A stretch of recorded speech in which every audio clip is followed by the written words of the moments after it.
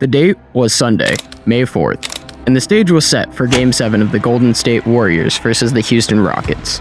Leading up to the final game of the series, few imagined that a 7 seed would upset a 2 seed, nor even get close.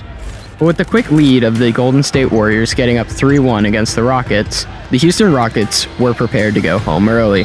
But then something slipped in the Golden State Warriors, and the Rockets started to take full advantage, and they managed to slowly win it back to Game 7. Win-or-go-home games are some of the most entertaining and stressful times to be a basketball fan. Game 7s could determine whether you exit early or prepare a momentum that could lead to a championship.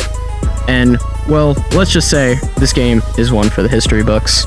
Steph, Draymond, and Klay had been here before, many times, and they weren't going to be rattled by a Game 7. But the Rockets had shown some experience. They were getting stops, setting the pace, and building confidence in their defense. The question heading into the game was, would youth and momentum win the day? Or would the elite playoff experience of the Golden State Warriors carry them through? Considering how the story was going so far, many assumed that the Houston Rockets would continue their momentum, but this was far from the case. And from the opening tip, it was clear Golden State came to play. First, Draymond Green came out with intensity. He scored 8 quick points in the first few minutes, hitting a corner 3, finishing in transition, and barking on defense. It wasn't just his scoring, it was the tone he set. Draymond was locked, he was loud, and he was prepared to bring that Game 7 heat. Steph, however, played the role of the floor general. He wasn't forcing shots early, instead he was drawing defenders and making the right passes. The Warriors moved the ball well, getting clean from deep. And while Steph was heavily guarded, he was making the right passes. However, Houston didn't shy from a challenge. Amen Thompson, the rookie phenomenon, responded with a burst of his own, responding with a layup that was an and one, later knocking down a mid-range jumper, and he had 10 in the first quarter alone, keeping the Rockets in. However, due to their elite decision-making, the Warriors closed the quarter strong. Buddy Hield, who had been quiet for much of the series, hit 2 late threes, and that helped the Warriors take a 27-22 lead after 1 quarter. Going into the second quarter, many expected the game to slow down a little bit, but that was far from the case.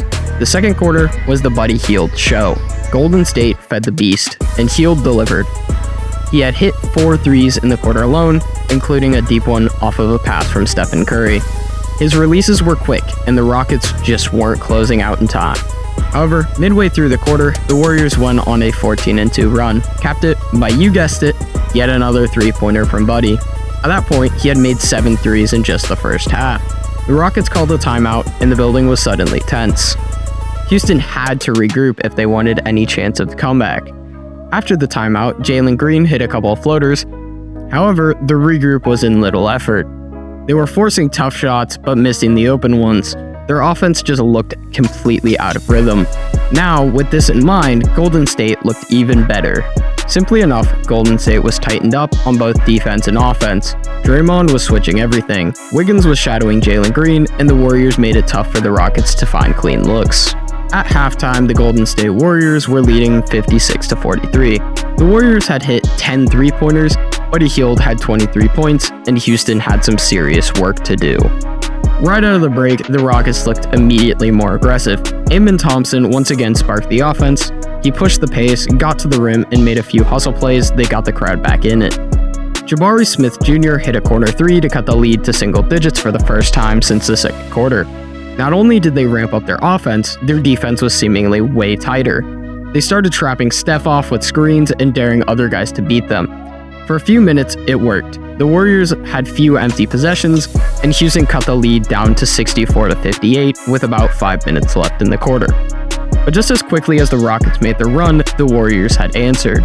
Steph got loose in transition and made a quick 3. Then Gary Payton II got a steal and finished on the break. The Rockets missed 2 open threes on back-to-back possessions, and Hield came in and hit, what else? His 8th 3 of the game. Golden State had stretched the lead back out, and by the end of the third, they were up 78-66. Still close, but Houston had burned a lot of energy just to stay within. And with the Warriors beginning to show signs of wear, it was time for Stephen Curry to shine. After having a few quiet quarters by his standards, Curry decided it was time to shut the door on the Rockets. He hit a quick deep 3 off a screen to start the quarter, then followed it up with a tough floater in the lane, and then, on the next trip down, he split a double team and found Wiggins for a dunk. the lead already back up to 15. Houston tried to hang in, but it wasn't working. Amen kept attacking, Sengun had a beautiful up and under move in the paint, but Golden State kept responding. Whether it was a beautiful corner 3 from Hield, a putback from Draymond, or a pull-up from Steph, the Warriors never let the Rockets get closer than 10 points. With 3 minutes left, down 14, the Rockets started forcing shots. The crowd, which had been roaring earlier, started to get pretty quiet. And at this point, the Warriors knew the game was about to be in the books. And the final score, 103 to Rockets 89. Golden State advanced to round 2, Houston went home, but the story doesn't end there. After the final buzzer, there was some serious tension. Dillon Brooks, who had been a constant rage bait all series, walked off the court without shaking hands. Draymond saw it, and he didn't hold back. In the post-game press conference, Draymond said, "Dillon Brooks is a sucker.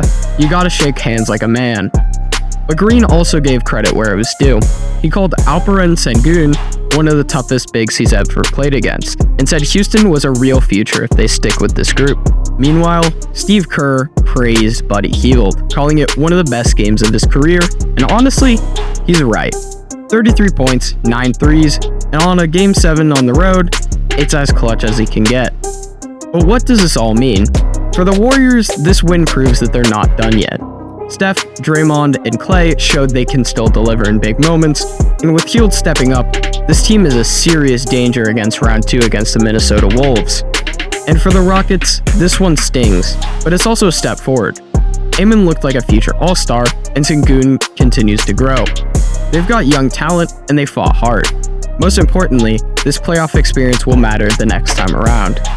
Now, what did you guys think of this Game 7? For me, it was one of the most interesting ones I've seen in a while. Full of storylines, standout performances, and classic playoff energy. But what did you guys think specifically? Do you think the Warriors have one more finals run in them? Or do you think they're going to start falling off? I want to hear your thoughts in the comment section below. And if you like this breakdown, be sure to like, subscribe, and hit that bell for some more content. Since the rate of growth has been growing pretty much exponential since I started this channel, I would like to thank you guys for showing so much support. For me, it's been awesome seeing this community starting to form, and I would like you guys to keep going. So if you please could, click that sub button so I don't have to get a real job. And as always, see you guys next time.